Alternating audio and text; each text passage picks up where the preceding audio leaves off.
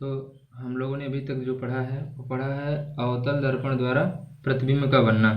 तो इसमें हम लोगों ने क्या पढ़ा था, अवतल दर्पण द्वारा जब कभी भी प्रतिबिंब बनता है तो उसमें हम 4 विशेष स्थितियों के बारे में अध्ययन करते हैं। ठीक है, वो पहली स्थिति क्या होती है, प्रतिबिंब की स्थिति, प्रतिबिंब की प्रकृति, प्रतिबिंब का विन्यास, प्रतिबिंब का आकार। प्रतिबिंब की स्थिति का मतलब जैसे हम दर्पण के सामने कोई वस्तु रखते हैं, मान लो ये हमारा दर्पण है और यहाँ पे हमने क्या किया, एक वस्तु रख दिया, तो इस दर्पण का इस वस्तु का इस दर्पण में जो प्रतिबिंब बनेगा वो कहाँ पर बनेगा, वही होता है प्रतिबिंब की स्थिति। अच्छा, प्रतिबिंब की प्रकृति का मतलब क्या होता है, प्रकृति का मतलब मैंने बताया प्रतिबिंब 2 टाइप का बनता है, एक तो वास्तविक बनता है, दूसरा आभासी बनता है। तो वो जो प्रतिबिंब बनेगा वो वास्तविक बनेगा या आभासी बनेगा। प्रतिबिंब के का दिशा विन्यास, इसका मतलब प्रतिबिंब जैसे हमने दर्पण के सामने ऐसे कोई वस्तु रख दिया इस तरीके से, यानी इधर इसका क्या है, सिर इधर है और पैर इधर है, तो दर्पण में जो प्रतिबिंब बने ये कोई जरूरी नहीं कि उसका भी सिर ऊपर हो और पैर नीचे हो, ऐसा भी हो सकता है कि वो सिर इसका नीचे हो और पैर ऊपर हो जाए। ठीक है, तो वो 2 कंडीशन बनता है, या तो उल्टा बनेगा या फिर सीधा बनेगा। और प्रतिबिंब का आकार, अभी जैसे हम मान लो दर्पण के सामने 1 मीटर की कोई वस्तु रख दिए, कितने मीटर की, 1 मीटर की, तो ये भी हो सकता है कि इस दर्पण में जो इसका प्रतिबिंब बने इस वस्तु का, यानी जो हम रखते हैं, जैसे ये कलम रख दिया ना, ऐसे दर्पण के सामने से कलम रख दिया तो कलम क्या हो गया, वस्तु हो गया। अब इस वस्तु का दर्पण में प्रतिबिंब बनेगा। ठीक है, तो ये कोई जरूरी नहीं कि जितना बड़ा ये पेन रखा हो उतना ही बड़ा इसका प्रतिबिंब बने। वो प्रतिबिंब हमारा क्या हो सकता है, छोटा भी हो सकता है, बड़ा हो सकता है और समान भी हो सकता है। ठीक है, तो हम लोग क्या करेंगे, जो हमारा वस्तु होगा उस वस्तु को हम भिन्न भिन्न स्थितियों पर रखेंगे। भिन्न भिन्न स्थितियों का मतलब ये हुआ, जैसे ये हमारा क्या है, दर्पण है, ये हमारा दर्पण है। अब दर्पण का ये मुख अक्ष हो जाएगा, यहाँ मान लीजिए इसका वक्रता केंद्र और यहाँ पर इसका ध्रुव है। ये सब हम आपको बता चुके हैं। जब तक आप पूरा वीडियो शुरू से आखिरी तक नहीं देखेंगे तब तक ऑप्टिक्स आपके समझ में नहीं आएगा, क्योंकि ये फिजिक्स है, इतना आसानी से समझ में नहीं आएगा। इसको पूरा एक क्रम से पढ़ना पड़ता है, ये चैन की कड़ी की तरह जुड़ा होता है, ऐसा नहीं कि आधा इधर आधा उधर पढ़ लिया तो समझ में आ जाएगा। ऑप्टिक्स इतना आसान नहीं है, प्रकाश की बहुत ही टिपिकल पॉइंट है, तो इसको आप शुरू से आखिरी जब पूरा वीडियो जब देखेंगे तभी समझ में आएगा। तो ये मान लीजिए मुख्य फोकस है, ये इसका वक्रता केंद्र है। ठीक है, अब हमें क्या करना है, वस्तु को क्या करना है, भिन्न भिन्न स्थितियों पर। भिन्न भिन्न स्थितियों का मतलब हो गया कि वस्तु को एक बार बहुत दूर रख देना है, तब देखना है दर्पण में उसका प्रतिबिंब कैसे बनेगा। एक बार वस्तु को क्या करना है, वक्रता केंद्र के समीप रख देना। एक बार वस्तु को कहाँ पे रख देना, वक्रता केंद्र पर ही रखना। एक बार इसके बीच में फोकस और वक्रता केंद्र के बीच में रखना है, फिर फोकस पे रखना है। यानी अवतल दर्पण में हम 6 विभिन्न विशेष स्थितियों के बारे में पढ़ेंगे। तो पहला हमने आपको पढ़ा दिया था, आपको दूसरा पढ़ाना है, वो पिछले वीडियो में हम आपको बता चुके हैं। ठीक है, तो उसको आप अगर नहीं देखें तो उसको आप देख लीजिएगा, तभी समझ में आएगा। क्लियर, आते आज हम लोग दूसरा पॉइंट पढ़ते हैं। तो पहला हमने पढ़ा था कि जो हमारा वस्तु था वो कहाँ पे रखा हुआ था, जो हमारा वस्तु था वो अनंत दूरी पे रखा हुआ था। ठीक है, अब दूसरी कंडीशन हमारी क्या है, अब हमें क्या करना है, अब हमें जो वस्तु है वस्तु को वक्रता केंद्र से कुछ दूरी पर रखना है, यानी वक्रता केंद्र से 2 मीटर 3 मीटर 4 मीटर एक निश्चित सीमित दूरी पे रख देना है। ठीक है, तो ये मान लीजिए हमारा दर्पण है, कौन सा दर्पण है, अवतल दर्पण। क्यों, क्योंकि इसका उभरा हुआ भाग हमने कलई किया, तो उभरा हुआ भाग कलई कर दिया तो ये अवतल दर्पण बन गया। अच्छा, इसका जो वक्रता केंद्र है वो कहाँ पर है ये हमें नहीं पता है, हम नाप के भी बना सकते हैं। मैंने आपको पहले बता दिया कि नाप के हम बना सकते हैं, अगर हम चाहें तो नाप के बनाए या बिना नाप के भी बना सकते हैं। ठीक है, तो हम नाप के बना दे रहे हैं इसका,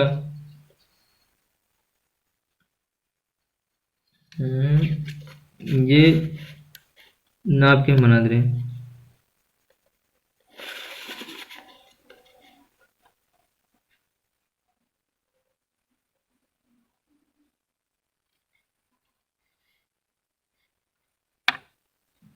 यहाँ से नाप दे इसको,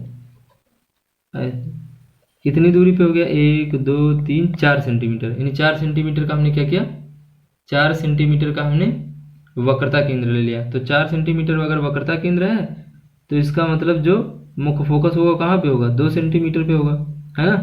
क्यों, क्योंकि मैंने आपको बता रखा है, एक रिलेशन बता रखा है कि जो वक्रता केंद्र होता है, जो फोकस दूरी होती है वो वक्रता त्रिज्या की आधी होती है, क्योंकि यहाँ वक्रता केंद्र है और ये इसका ध्रुव हो जाएगा। तो दोनों ध्रुव और वक्रता केंद्र के बीच की दूरी क्या होती है, ध्रुव और वक्रता केंद्र के बीच की दूरी को हम लोग वक्रता त्रिज्या कहते हैं, और वक्रता त्रिज्या की आधी होती है फोकस, ये होता है फोकस दूरी। ठीक है, इसको हम F से दिखा दें। क्लियर, अब हमें वस्तु को कहाँ रखना है, वक्रता केंद्र से कुछ दूरी पर, यानी सीमित दूरी पर। तो मान लो हमने यहाँ पे रख दिया वस्तु को ऐसे, ठीक है, ये हमने वस्तु रख दिया।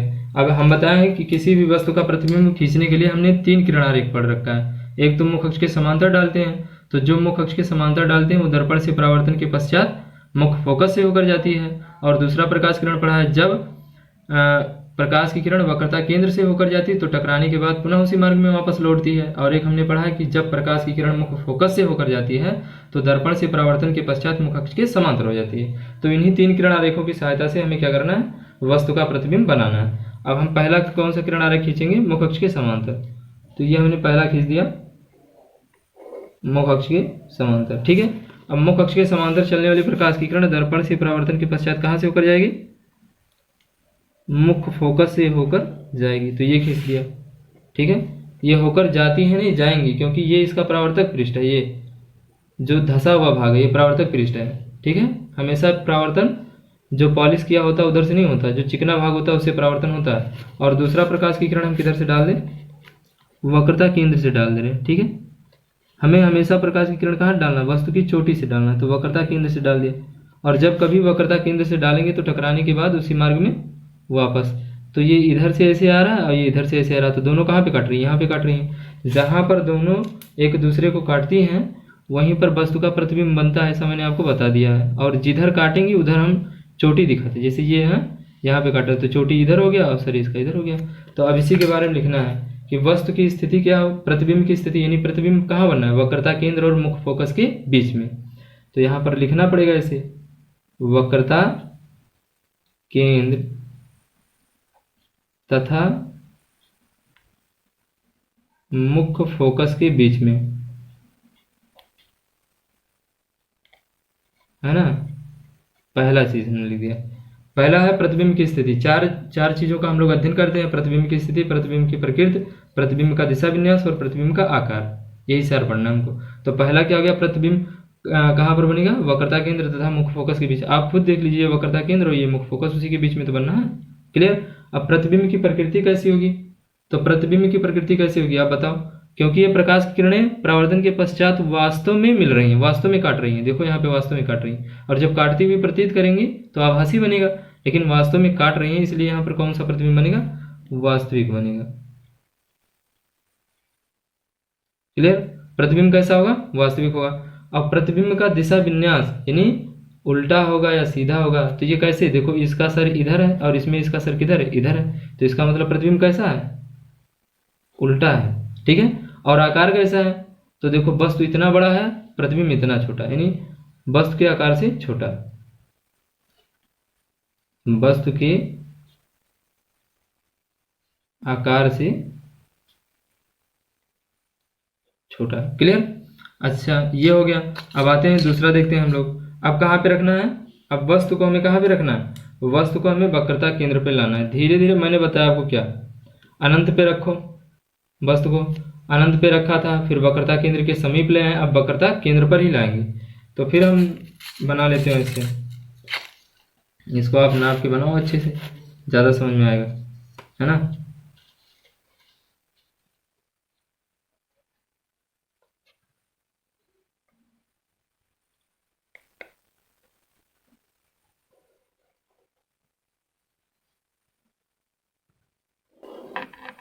ऐसे खींच दे रहे, पहले एक रेखा, फिर उसके बाद नाप लेंगे वक्रता केंद्र, जितना लेना हो उतना सेंटीमीटर का हम लोग वक्रता केंद्र ले लेते हैं। तो चलिए हम लोग वक्रता केंद्र ले रहे हैं, 4 सेंटीमीटर का ले रहे हैं, क्लियर। तो ये इसका वक्रता केंद्र हो जाएगा, यानी ये इसका वक्रता केंद्र हो जाएगा C। अब इसका मुख्य फोकस निकाल लो, तो 4 का आधा कर दो, यानी 2, है ना। ये आ जाएगा 13 पे, यहाँ पे, तो ये इसका हो गया मुख्य फोकस। अब क्या करना है, अब प्रकाश की किरण, अब हमें क्या करना है, वस्तु को कहाँ पे रखना है, वस्तु को हमें वक्रता केंद्र पर रखना है। अब वक्रता केंद्र पर जब वस्तु को रख दिया तो पहला एक किरण हम कैसे खींचेंगे, मुख्य अक्ष के समांतर। अच्छा, समांतर किरणें कौन होती हैं, जिसकी दूरी हर जगह पर क्या हो, बराबर हो। तो लो पहला खींच दिया समांतर।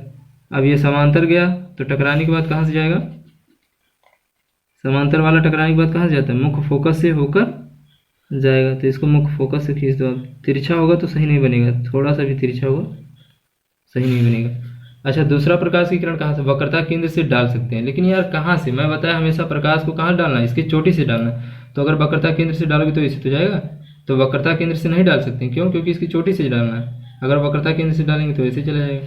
तो हम लोग कहाँ से डाल सकते हैं? मुख्य फोकस से डाल सकते हैं। 3 किरण आरेख खींच सकते हैं हम लोग, ये मैंने आपको पहले बता दिया है। तो मुख्य फोकस से खींच दीजिए ये। अब मुख्य फोकस से होकर जाने वाले प्रकाश की किरणें दर्पण से परावर्तन के पश्चात मुख्य अक्ष के समांतर होती हैं। कैसी होती हैं? मुख्य अक्ष के समांतर होती है। तो ऐसे खींच दीजिए आप। क्लियर? अब जहाँ पे काटे वहाँ पे मिला दीजिए। देखिए यहाँ पे काट रही दोनों, जहाँ पे काटे उसको आप क्या करिए? मिला दीजिए। एग्जैक्ट नाप के बनाएंगे तब सही से बनेगा। एकदम थोड़ा तिरछा हो जा रहा है, यहाँ थोड़ा सा तिरछा हो गया हमारा। आप इसको सही से नाप के बनाइए, एकदम एग्जैक्ट। यहाँ पे काटेगा, इसका मतलब जहाँ पे काटेगा वहीं पे। ठीक है, तो इसका स्थिति क्या हो जाएगा? वक्रता केंद्र पर ही बनेगा। ये कहाँ पर बनेगा? वक्रता केंद्र पर ही बनेगा। वक्रता केंद्र पर बनेगा।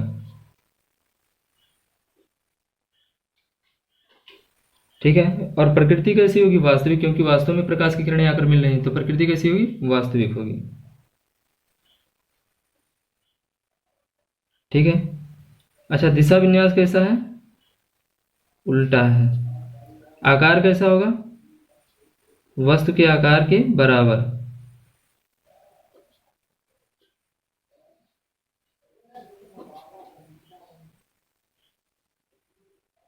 क्लियर? तो ये हो गया।